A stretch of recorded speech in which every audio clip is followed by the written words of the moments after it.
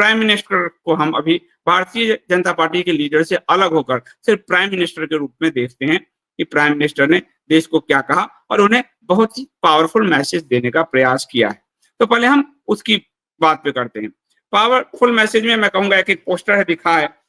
सबसे पहला जो मैं पॉइंट बता रहा हूं, प्रधानमंत्री मोदी का एक बड़ा पावरफुल पॉइंट था इसमें कि न्यूक्लियर ब्लैकमेल अब भारत नहीं सहेगा। ये क्यों कहा उन्होंने ये कहा कि पाकिस्तान एक न्यूक्लियर स्टेट है जिसके कारण वो आतंकवाद भी करता है, तो हम चुप रहते थे।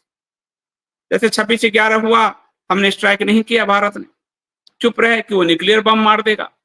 तो प्रधानमंत्री का ये क्लियर विजन जो है ये बहुत अच्छा है कि हम न्यूक्लियर ब्लैकमेल भारत नहीं सहेगा, और ये भारत की सेना ने दिखाया। भारत की सेना ने लाहौर में घुसकर मारा, उनके कई एयरबेस को तबाह किया, जो आज सेना ने दिखाया, हम तीसरे सेगमेंट में बताएंगे। तो भारत के प्रधानमंत्री का यह क्लियर संदेश ये देश के लिए बहुत अच्छा है। तो पहली बात। दूसरा पोस्टर नीचे है, उसी के एक एक करके लेते जाओ। ऑपरेशन सिंदूर ने आतंक के खिलाफ लड़ाई में एक नई लकीर खींच दी है, एक नया पैमाना, एक नया न्यू नॉर्मल तय कर दिया है। चूंकि प्रधानमंत्री को शब्दों का जुमला उछालने की आदत है, ये न्यू नॉर्मल का क्या मतलब है कि क्या बार बार महिलाएं विधवा होती रहेगी और क्या बार बार ऑपरेशन सिंदूर चलाया जाता रहेगा? न्यू नॉर्मल का क्या मतलब? क्या आतंकवाद न्यू नॉर्मल होगा? क्या विधवाएं, हिंदू महिलाएं हमेशा विधवाएं होंगी? उन्होंने कहा कि आतंकवाद के खिलाफ लड़ाई में एक नई लकीर खींच दी, यह नया पैमाना है। यहां तक ठीक है, क्योंकि आतंकवाद के विरुद्ध लड़ाई में भारत कारगिल में वाजपेयी जी के समय नहीं कर पाया। ये लड़ाई इंदिरा गांधी या शास्त्री के समय उन्होंने किया था, जो इन्होंने पाकिस्तान के पंजाब में घुस गए। तो ये बिल्कुल नई लकीर की बात सही है, लेकिन न्यू नॉर्मल का मतलब है कि आतंकवाद होगा और ऐसे ऑपरेशन जारी रहेंगे, यानी आतंकवाद हमारे सिंदूर महिलाओं को उजाड़ते रहेंगे। क्या ये न्यू नॉर्मल है? मुझे लगता है जिसने भी स्क्रिप्ट लिख कर दिया है, ये न्यू नॉर्मल शब्द यहाँ नहीं होना चाहिए। हालांकि भाजमुल्ले न्यू नॉर्मल शब्द को ट्रेंड करवा रहे हैं और ये गलत शब्द है यहाँ पर।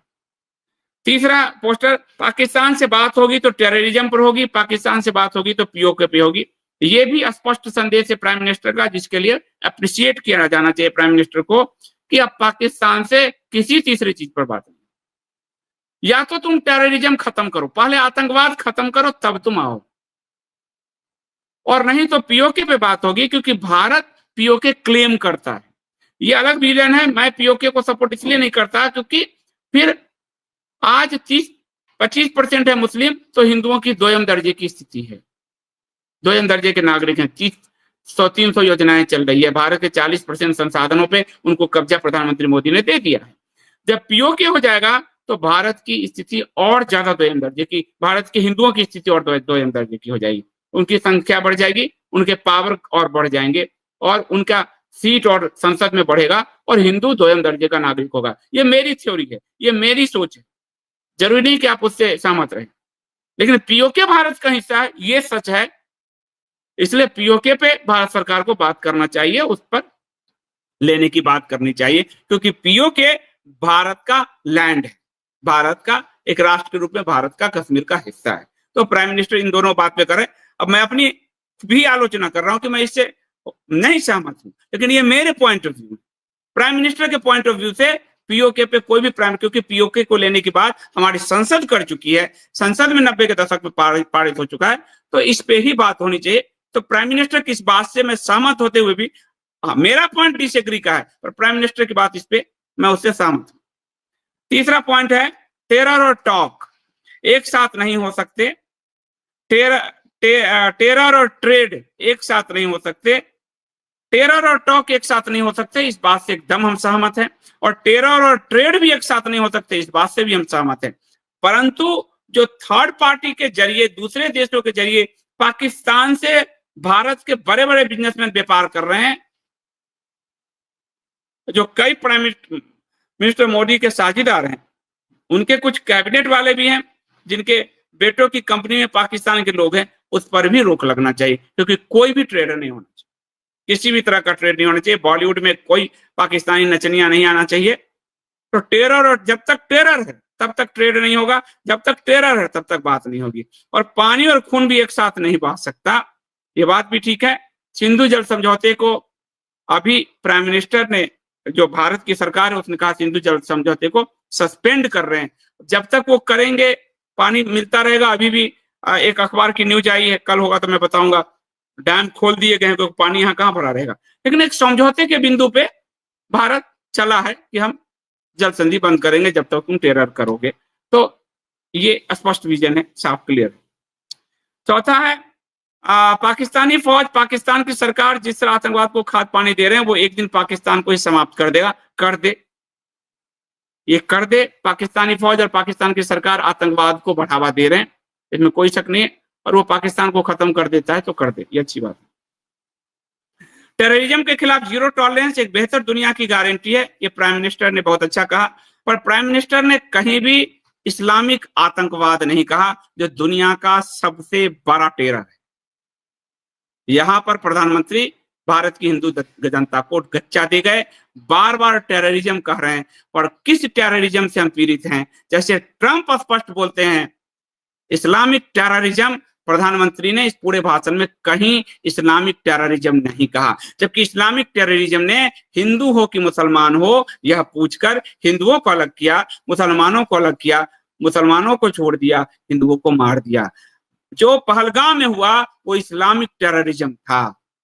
जो पहलगाम में हुआ वो टोटली इस्लामिक टेररिज्म था। जो जम्मू में शिवखोड़ी में हुआ वो टोटली इस्लामिक टेररिज्म था।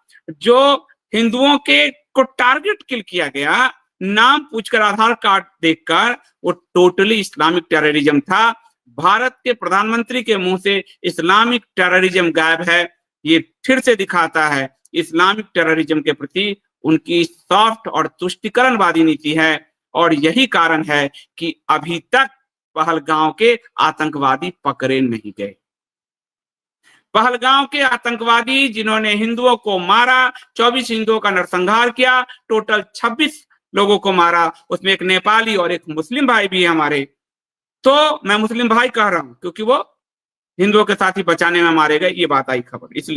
इसलिए मुझे आप ये ना समझे इस्लामिक टेररिज्म के मैं खिलाफ हूं। अगर आप इस्लामिक टेररिज्म से अलग आकर, अब भले मुसलमान है लेकिन इस्लामिक टेररिज्म के खिलाफ लड़ रहे हैं, तो मैं आपके साथ।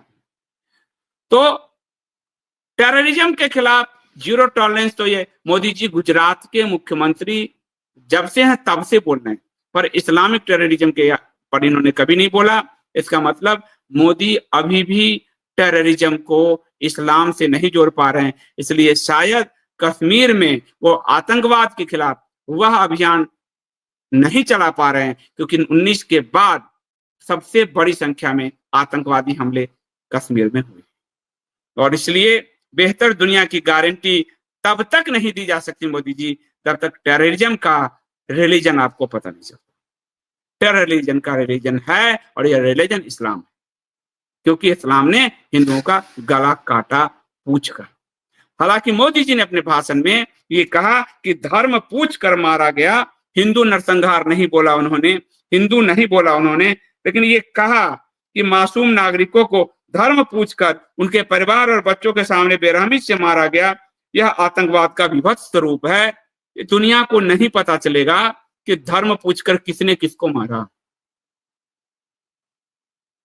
जब दुनिया का एक नेता ट्रंप कह रहा है इस्लामिक टेररिज्म, तो मोदी जी यहां पर गोलमोल बातें कर रहे हैं।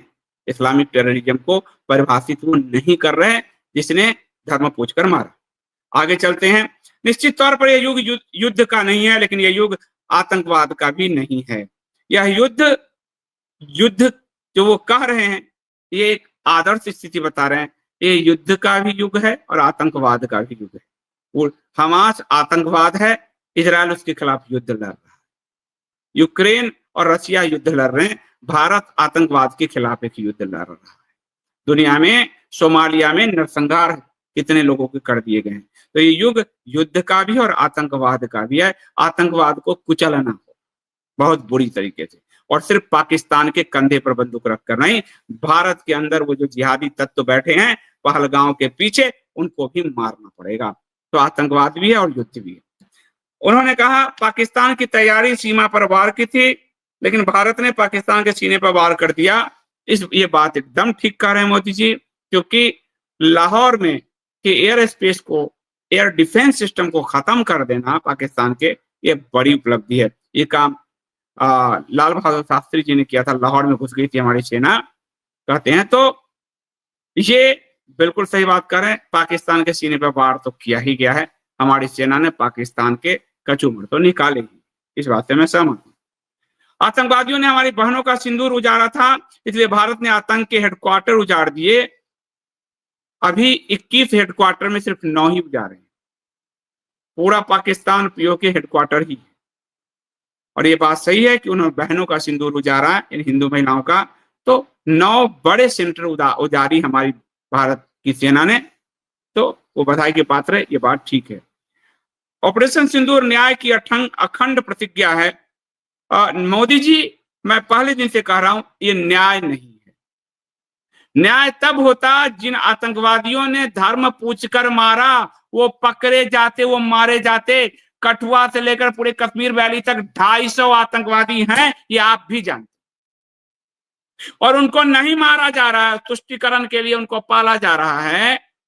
न्याय उन महिलाओं को तब मिलेगा जब जिन्होंने धर्म पूछकर मारा उनका सफाया किया जाए। उनके कैरिकेचर बनाए गए, लेकिन उनको आज तक पकड़ा नहीं जा सका, और इसलिए न्याय अधूरा है। और जो पाकिस्तान 2-3 अगर भागे, वो भी उसकी, क्योंकि आप डोजियर बनाने में विश्वास करते हैं, गौरक्षकों के डोजियर आपने बनवाए थे, उन आतंकवादियों के डोजियर नहीं बने हैं, तो न्याय अधूरा है। न्याय मिला, IC 814 का जो अपहरण हुआ था, उसमें जो कत्याल मारे गए थे, उनके साथ न्याय हुआ, आप कह सकते हैं। जो 2-3 वो आतंकवादी मारे गए, पर इन बहनों को न्याय नहीं मिला। किसी के बदले किसी को मारना न्याय नहीं, उसको मारना न्याय है, उसी का आंख फोड़ना न्याय है, और उसको प्रोटेक्शन शायद दे दी गई है। उसको अभी तक पकड़ा नहीं गया, प्रोटेक्शन नहीं भी दी है, मैं गलत अगर बोल गया तो वो जम्मू कश्मीर की धरती पर है, और उनको उखाड़ कर फेंक देना चाहिए, मार देना चाहिए, तब जाकर न्याय मिलेगा। इसलिए स्थानीय जिहादियों को बचाने का यह कोशिश अच्छी बात नहीं है। आज हर आतंक का हर संगठन जान चुका है कि हमारी बहन बेटियों के माथे से सिंदूर हटाने का अंजाम क्या होता है। मोदी जी कह रहे हैं, ये मोदी जी अर्ध सत्य है। 3 दिन में आपने सीज फायर कर लिया, बहन बेटियों को न्याय नहीं मिला अभी तक। 3 दिन में सीज फायर किया, किन शर्तों पर किया, आपने अपने भाषण में ये नहीं बताया। आपने कहा पाकिस्तान ने बात किया, हमने कहा अब आतंकवाद नहीं करेंगे, पर ये नहीं है। वो शर्तें होनी चाहिए कि आप जो डोजियर, जो लोगों ने मारा है उन हमारी बहनों को, हमारी हिंदू बहनों को, उसके नाम पाकिस्तान को दिए जाते और कहते। इसीलिए तीसरे पक्ष की इसमें भूमिका स्पष्ट हो रही है। अब आप इसको समझिए, वो नाम, वो डोजियर दिए जाते पाकिस्तान को, और कहते इनको पकड़कर हमारे हवाले करो, तब युद्ध रुकेगा, तब उन बहनों के साथ न्याय भी होता, और तब सीज फायर का मतलब भी होता। अभी सीज फायर का कोई मतलब नहीं था, यह सरेंडर है। उन आतंकवादियों का जिनका आपने स्केच बनाया, हमारी सेना ने नाम जारी किए, मीडिया में नाम जारी किए, अगर आपकी सूचना में, यानी हमारी सरकार की सूचना में, सेना की सूचना में उनके नाम थे, डिटेल है, तो वो डिटेल पाकिस्तान से शेयर किया जाना चाहिए, और कहा जाना चाहिए कि इन आतंकवादियों को जब तक आप भारत की सेना के हवाले नहीं करते, ये ऑपरेशन सिंदूर जारी रहेगा। तब जाकर बेटियों के माथे के सिंदूर को मिटाने का इंसाफ होता। ये आपने नहीं किया। इसी से लगता है कि किसी तीसरे पक्ष ने मध्यस्थता कराई। ये भारत का स्टैंड नहीं था। वाजपेयी जी की सरकार में भारत ने पाकिस्तान के अंदर जितने आतंकवादी थे उनके डोजियर तैयार करके दिए थे। इन 3 दिनों में कोई डोजियर पाकिस्तान को नहीं सौंपा गया है, तो फिर किस शर्त पर सीज फायर किया गया, ये बहुत जरूरी है। आपको ये जानना बहुत जरूरी है, देश के हर नागरिक को, कि किस शर्त पर किया गया।